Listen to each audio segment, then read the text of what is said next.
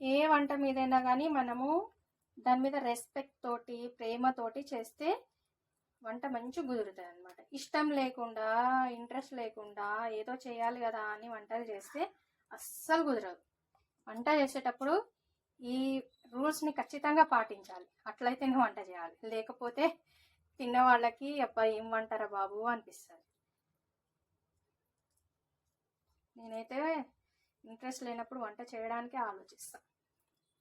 Interest ఉంటే మాత్రం ఎంత బాగా చేస్తానంటే తిన్న వాళ్ళైతే ఖచ్చితంగా బాగుంది అంటారు. ఇప్పుడు నీకు ఇంట్రెస్ట్ ఉందా లేదా? ఉంది నాని. నాకు ఫిష్ అసలు వండడం రాదు, నీకోసమే నేర్చుకున్నా వండడం. ఫిష్ ఇష్టం కదా. అవును. నీకు ఇష్టం లేదా?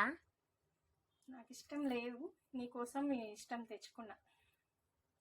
అయినా చికెన్ మటన్ కంటే ఫిష్ తింటా మంచిది.